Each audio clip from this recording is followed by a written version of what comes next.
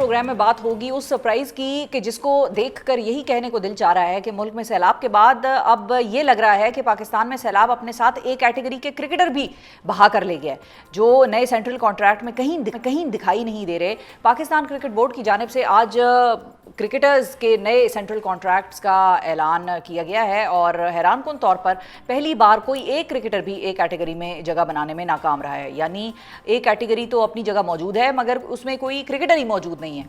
One day team के मौजूदा कप्तान मोहम्मद रिजवान और साबिक कप्तान बाबर आजम को ए कैटेगरी से निकाल दिया गया है और उन्हें अब बी कैटेगरी में जगह दे दी गई है, जबकि फास्ट बॉलर शाहीन आफरीदी को गुज़िश्ता बरस ही ए कैटेगरी से बी कैटेगरी में रख दिया गया था।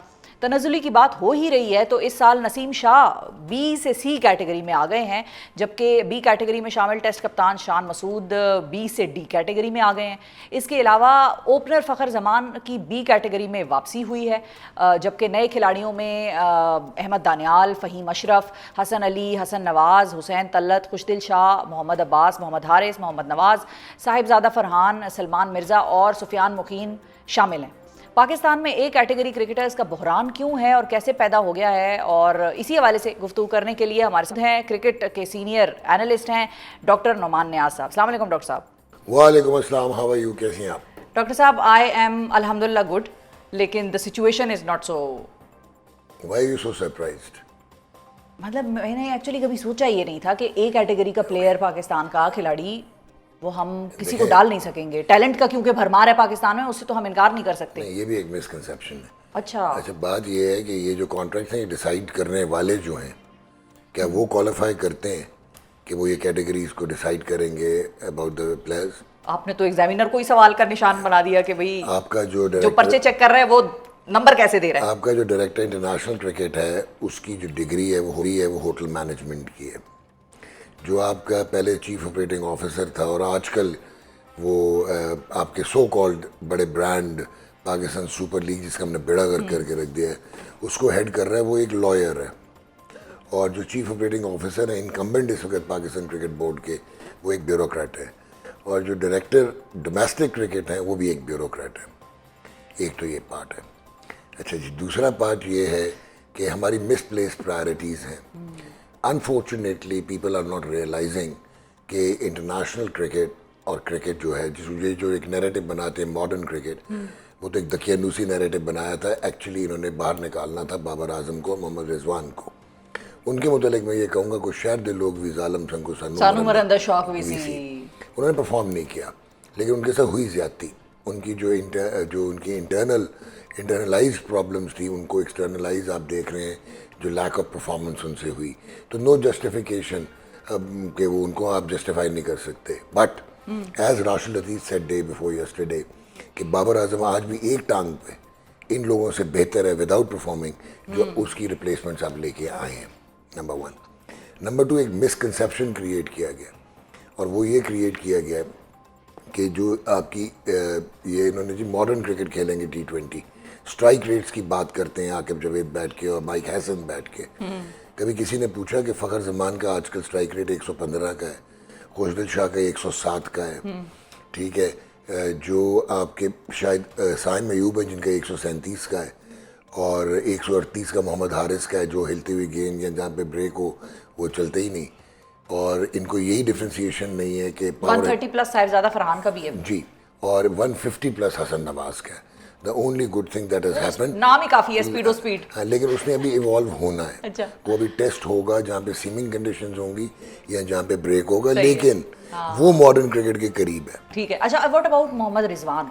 अच्छा, मतलब उनकी क्या वाइट बॉल के डेज आर ओवर? मैं अब उस तरफ आने लगा हूँ। हाँ, आप वो वाहिद क्रिकेट बोर्ड है जो अपना तमस्खुर खुद उड़वाता है, क्योंकि टेक्निकल वनडे के कप्तान हैं, आपने T20 के नहीं है। आपकी पाकिस्तान टीम का ये हालात हैं कि जो टेस्ट क्रिकेट का कप्तान है उसकी टेस्ट क्रिकेट में जगह नहीं बनती, जो वनडे इंटरनेशनल का कप्तान है उसकी वनडे इंटरनेशनल में जगह नहीं बनती, जो T20 का कप्तान है वो कम्प्लीटली इररिलेवेंट है उस फॉर्मेट से, जगह तो दूर की बात है। ठीक हो गया, एक तो ये हो गया। सलमान आगा। अच्छा, क्योंकि हमारे दिल में इंटेलेक्चुअल डिसऑनेस्टी, हम इंटेलेक्चुअल डिसऑनेस्ट डिसीजंस लेते हैं। आपको एक इंटरेस्टिंग सिनेरियो बताता हूँ कि शादाब खान साल पहले 15 मैचों में 3 आउट किए हुए थे उन्होंने सारे मिला के, फिटनेस उनका कंसर्न है, अभी भी वो फिटनेस पे बाहर है। बांग्लादेश में आपके पास 2 स्पिनर्स थे जो कि ए स्पिनर्स हैं, T20 के लिए कह रहा हूँ, सफियान मुकीम और Saad Ibrar. Ibrar is the best white ball spinner in Pakistan. और आप उनको ड्रॉप करते रहे, क्यों यार? वो परफॉर्म ना कर जाएं। अगर वो परफॉर्म कर देंगे तो अब शादाब खान को वापस कैसे लेके आएंगे? और शादाब खान का कनेक्शन क्या? माइक हैसन कहाँ से? इस्लामाबाद यूनाइटेड से। शादाब कहाँ से? इस्लामाबाद यूनाइटेड से। तो ये मोर और लेस पाकिस्तान यूनाइटेड की टीम, इस्लामाबाद कप्तान पाकिस्तान यूनाइटेड की टीम नज़र आती है आपको। अच्छा, अब आप आगे चलें तो शादाब का आज और री-इन्फोर्स हो गया कि विदाउट परफॉर्मेंस वो एलिवेट हो गया है कैटेगरी बी में। वाई?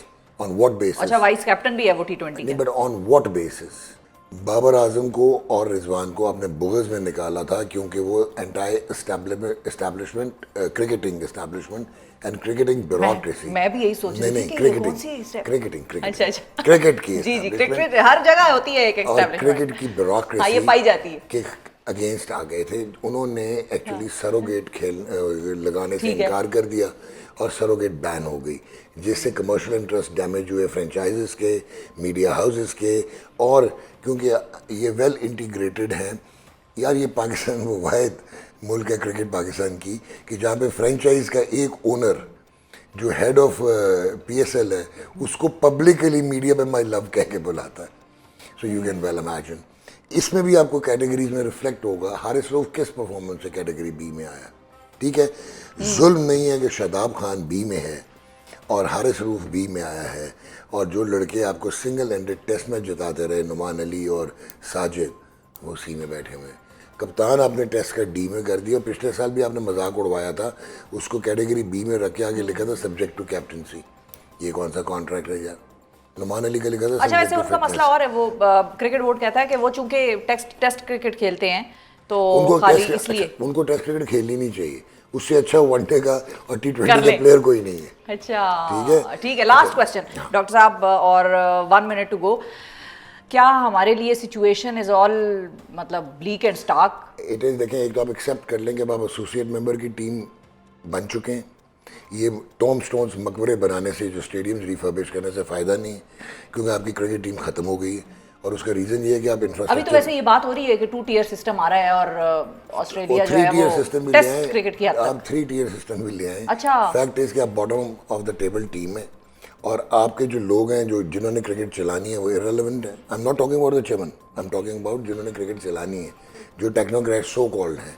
दुनिया में जो साइंटिफिक क्रिकेट है, जो मॉडर्न क्रिकेट है, स्लॉगिंग और साइंटिफिक पावर हिटिंग में बहुत फ़र्क है। यू हैव स्लॉगर्स, एक।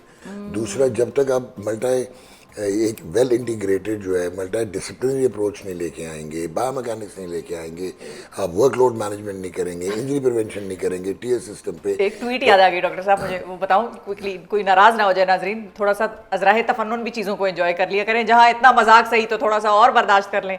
किसी ने ट्विटर पे लिखा हुआ था कि हम भारत के खिलाफ जब टीम को खिलाएंगे ना तो उसमें हम एयरफोर्स के पायलट्स डालेंगे। मेरा ख्याल है यही अच्छा एक सोल्यूशन है, it's not a bad solution. अब इंडिया की जो आज टीम अनाउंस हुई है, वो हमारे तो यूं करके देखेंगे उनको। वो स्टेट ऑफ द आर्ट है। So at the end of the day, just to conclude, resistance to change है, इनहेरिटेड इनसिक्योरिटीज हैं, कल्चर ऑफ मेडियोक्रिटी है, एब्सोल्यूट बायस है, मोनोपोली है, कबीला सिस्टम है। व्हाट डू यू एक्सपेक्ट कि ये टीम कहाँ पहुँचेगी? बहुत शुक्रिया डॉक्टर साहब। एक ही सांस में आपने सारी क्रिकेट की हमारा जो कच्चा चिट्ठा था, जो हमारी प्रॉब्लम्स थी, सारी आइडेंटिफाई कर दी।